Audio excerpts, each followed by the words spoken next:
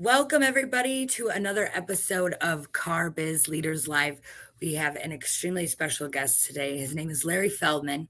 He is of the business of career changers, but he spent a lifetime in automotive, and he is full of little genius gems.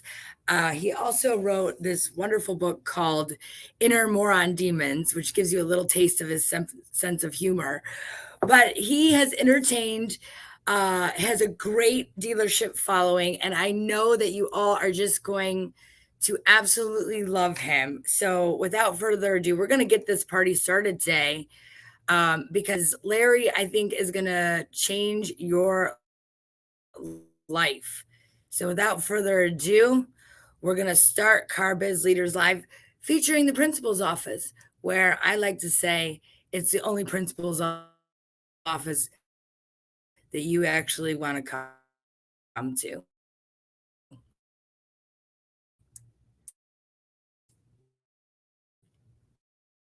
If I can get my countdown going.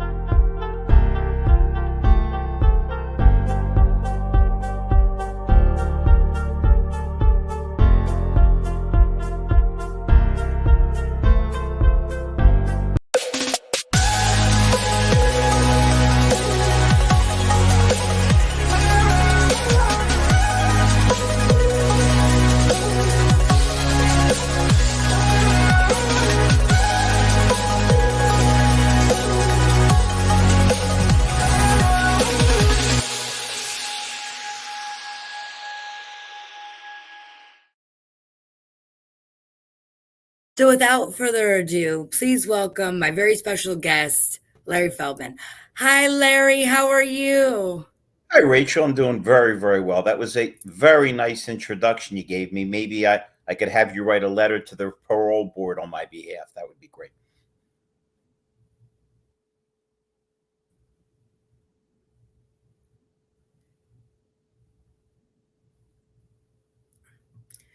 Well, thank you so much for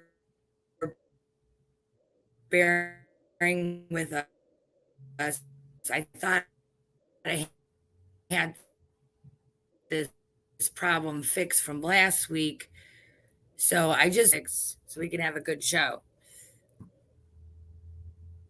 No problem at all. Hey, it's you're always going to have things go a little wrong. It's how you If deal with not, it. we're gonna have to start all over.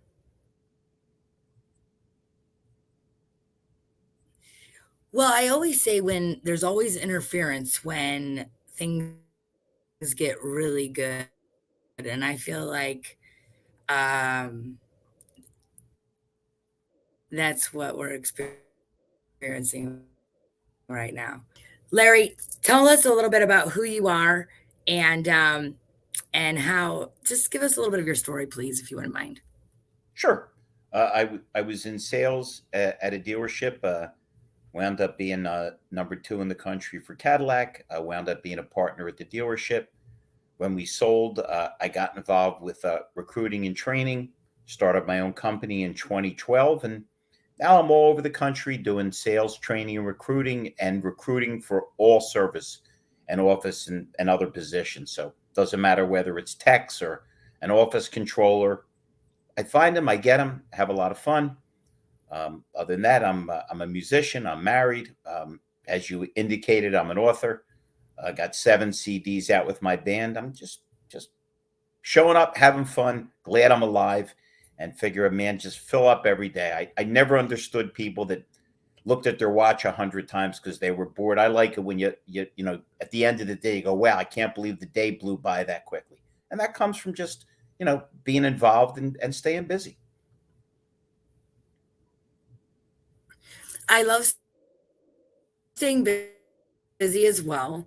And you and I have like a great chemistry energy. I wanted back when I was reading the foreword to your book.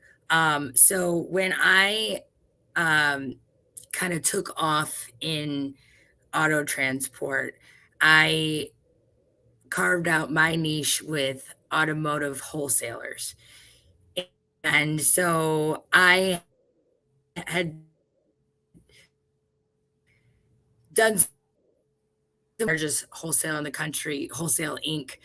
And so I've been in this world, and when I read his forward on your book, I just felt like it was sort of a full circle moment for me. So I just want you to know that special. Um, the car biz ain't easy, but it's always fun and always exciting. So, because you also do some sales training too. When you're out there, what are you looking for in great people? Just people that have the ambition, that have a sense of humor, that like to achieve. You know, what I try to explain to people is, listen, this is not a moral lecture when I'm training them. Just saying, if you're going to Mhm. be somewhere for 8 hours, doesn't it make more sense to be busy, to be active, to make money? Thoreau said in last century that most men, and by proxy, I guess most women, lead lives of quiet desperation. If you're not happy with what you're doing or who you are, change it. So I like the idea of just getting in every day, making it a little adventure, looking at it as an opportunity to make new friends, make money, have fun. And I guess I kind of feel sorry for people that just are fatalists. New day, same old crap. Then why get out of bed? Right, right. Well, I think people have a lot of growing up to do. That's for sure. I know it will found my passion, and the people that I like to sell to, that I was able to like jump out of bed. I feel like some people just, maybe don't know. I like the fact that you are also a sales trainer. So tell us about how you go about doing that for other dealerships. Well, it's really simple. There's two ways that they'll reach out to me. Next week, I'll be in Nashville at downtown Nashville Nissan, Mhm. and the following week, the week of the 16th, I'll be at Gettle Chrysler Dodge Jeep Ram in Punta Gorda. Now, what I'll do there is that's a recruiting training session.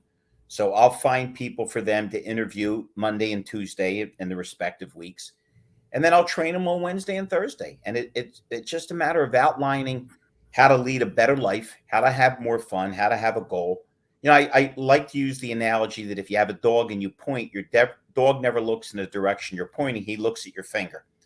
And that's how most people are leading their lives. It's like a big navigation system, and they never put in the coordinates. If you can figure out what you're trying to achieve, and then enjoy the fact that you're on the way there, I mean, listen, it's a cliche, but it really is about the journey. That if you're having fun on the way, if you enjoy what you're doing, it just gets easier.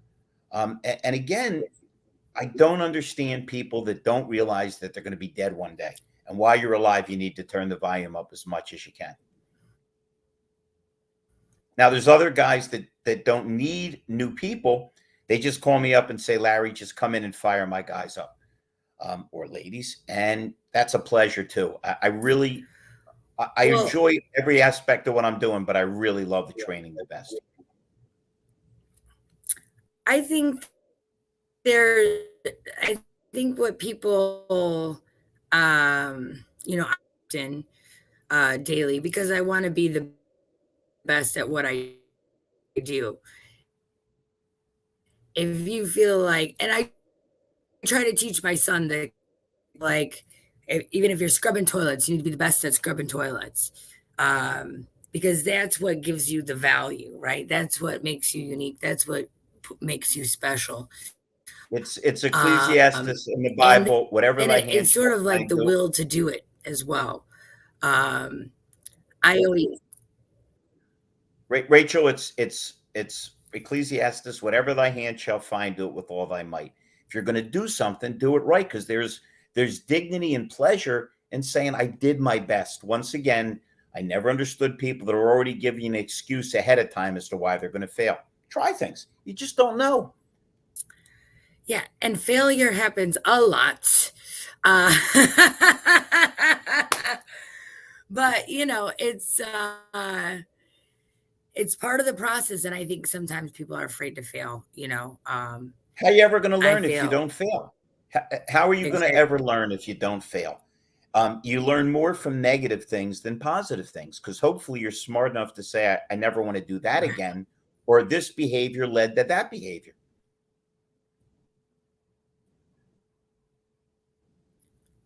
That again.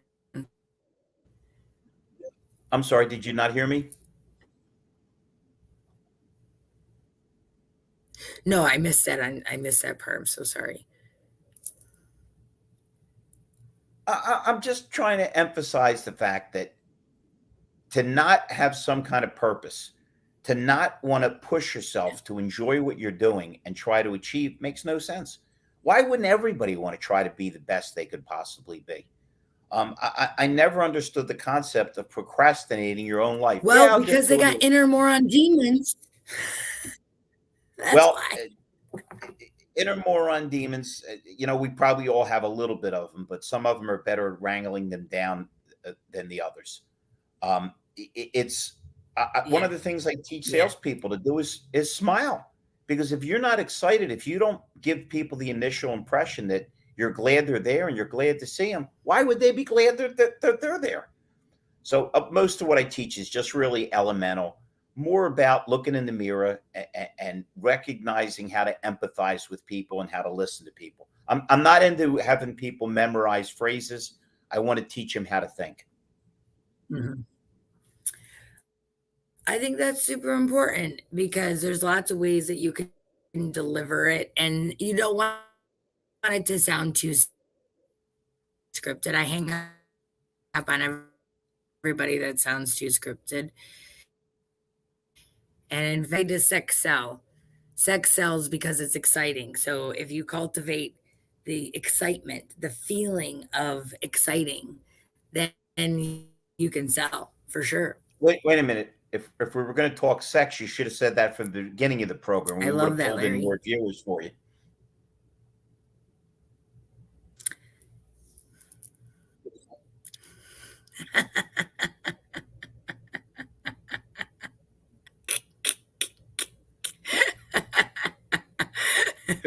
Have you met Larry and his sense of humor? It's over the top. I love it. You have me cracking up, So honestly, and we I just got appreciate back it. from Baltimore. What did you enjoy Yeah. most about the AsotaCon, conference? Oh, I loved it. I first of all, I thought the power there was great. Um, and the camaraderie was also good too. I mean, a lot of different types of businesses coming together to try to, figure out the generation coming up and how they like to work, what we're gonna do with the looming crises, and I loved it. I really had a great time there, and my favorite part was meeting you, sir. Well, thank you. Um, That's a nice thing to say. Honestly, you really inspire me. Somebody I want to. So yeah, because when I read your book, and I noticed your history in, in the automotive space. I mean, um, I always like to joke the real deal versus the fake, and I think you're the real deal, Larry.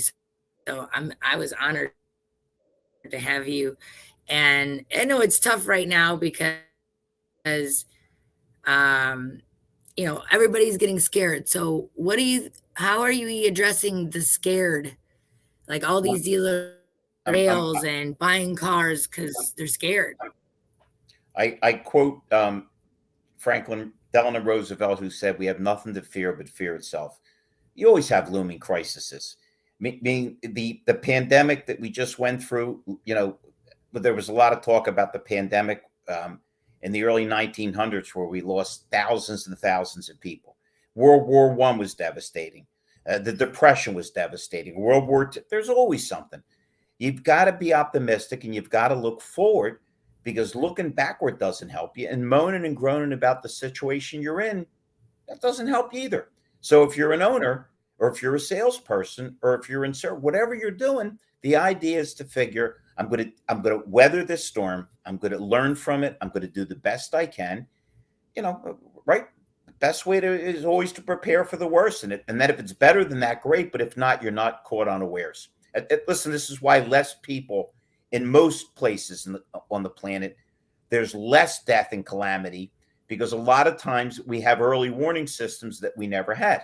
Now we can see catastrophic failure still, which just happened in Maui, where the information should have been disseminated. It wasn't. But with the tornado warning, with all the things we have, we see how being aware of Mm-hmm. what the problem is can be solved if like everything Right. else, information is power. But we'll get through this. We got through the housing meltdown in 2008, 2009. We'll be fine. We just going to have to get smarter, work harder, right? Only the strong survive. Are you going to see a lot of people move out of the business, do you think? Do you think you're going to see The do you think so? the Oh, well, that's exactly the point that I was trying to get to is, do you see a consolidation happening where some people are going to move out and then we're going to get some of these bigger conglomerates going? Well, that's been happening for decades, where you're seeing the bigger players continue Right. to buy more and more dealerships. There's a scene in Godfather 3 where Al Pacino says, "Every time I think I'm out of this business, they draw me back in." It's exactly how the car business is. People get in it by accident, or for the summer, or they're in school and they need to make a couple bucks. And 92 years later, they're still in it. So the people that really like it and enjoy it and it's in their blood, they're not going anywhere. And the people that are quitting, they probably would have quit anyway, whether it was good or bad. It's like everything else. There is no Right. such thing as a little pregnant. You is or you ain't. We really just have to um, try to get better every single day. So let's say you just that 1% improvement is going to really, really take us to the next level. And that's what I'm trying to do. I'm trying to step outside my comfort zone, do things I'm going to grow and get better. Um, how do you take yourself to the 1%, Larry? How do you improve 1% every single day? Well, when I train people, I say, "Who wants to be successful?" And if they Mhm. raise their hand, I say, "Are you serious?" And yeah, I'm serious. Okay, well then you're already halfway there, because part of what propels us forward is the desire to want to do it, and then the commitment to actually do it. Because talk is cheap, and you've got to at some point say, "This is what I'm going to do and how I'm going to do it." But if you don't consciously Right. make up your mind that this is what I'm going to do and I'm all in with it, you're nowhere. So all I try to do is look at what I'm doing wrong and what I could do better, and constantly push myself. Um, when I met you, you put your arm around me and you said, "Boy, you got a lot of energy." And then the next thing you know, you were one of the people that foolishly walked by my show when we did Lethal Sales. Instead, every Wednesday, we did it from a soda con. How many people did I ambush? And everyone that I did called me the next day or that night and said, "Man, you're a lot of fun. I'm going to be back on the show." Oh, So it's just a matter of going for it. I mean, it's your life. If, yeah. if you're And not going to take advantage, who is? exactly. And also, this is, you know, this is such a critical time where you need to, oh, you can just absorb the knowledge, but if you don't do anything about with that knowledge, like that's what I'm always telling people. I'm like, all right, now that we know, let's pick up the phone and actually do it, because that's what it. Wouldn't you agree? Yeah. Well, Oh, and Tom says hi. hey, Tom, how are you? Let's see if we can show it. Tom says hi, I see guys. him. Tom and I and had a lot of fun in So Baltimore. good. Good man. We Good had a man. blast in Baltimore, and this is just a time where everybody needs to come together and try to really hard um, to make sure that we can sustain our business and that um, there's Yeah, but the interesting thing, Rachel, is that how people look at time and don't realize. I'm going to quote my hero Ben Franklin that if you love life, pay careful attention to time because that's what life is made of. Why is there such a focus on the last day of the month or the last week instead of the first week? And since we don't know how long we're going to be alive, let's make every minute crucial. Let's make every day crucial. Not only does it make it more fun and make you more present, but you're Mhm. there. Nobody wants to be bored. Nobody wants to feel like they're uninvolved or not tied in. And that's a personal choice. The hell with what everybody else is thinking. As long as you say, I'm going to do my best, I'm going to have fun, could care less what everybody else does because common sense is not all I that agree. common, right? It's a cliche, but it's true. Focus on yourself and what you have to do and do your best. And if everybody else can't keep up with you, that's their problem. Well, there is a tagline that from my favorite company, Cessna, on my dream of having a private jet, and it says, "Most of every minute." Well, my favorite tagline is from my So I favorite couldn't company agree because they're like with a you conglomerate more. now, the Rolling Stones. It's only rock and roll, but I like it.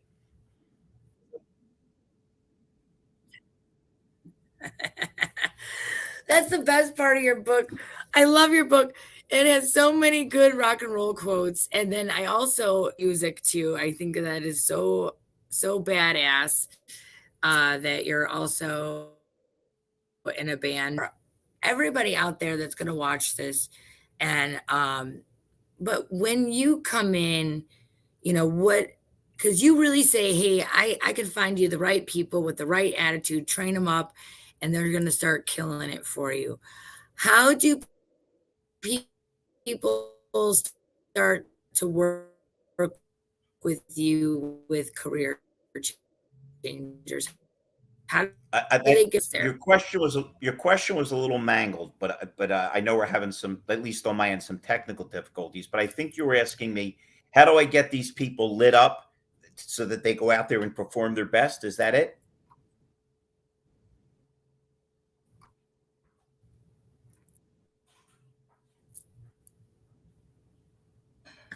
Rachel, you still with me? Yeah, I'm If with we're you. having any I know we're having any my technical internet is. difficulties, we can say we can say hello to Tom Klein again. This way, we know that'll work. And he's a lonely guy; he needs a little bit self affirmation. Listen, Where I run into a lot. is our internet? No problem. We'll get around it. I have a little squirrel on a conveyor belt. We'll hook him up to the computer. We'll be just fine. Um, Hold on 1 second. You know what? We're just if at first you don't succeed, we're gonna have to try again. And no problem. maybe when the whole entire, everybody's going ballistic. I don't know. It's Monday, a new month, you know. I'm gonna Listen, kill Comcast. I don't know. I run I'm into a lot of young killing the I run into a lot of young internet, guys. the Eh, Comcast. Um, Larry, let me do this because I think what our conversation is so important. And we've kind of not had the um the camaraderie or technical difficulties. So let's get back on again in a little bit. Let's try to do it over. Let's do a do-over. sure. What do you think? Yeah.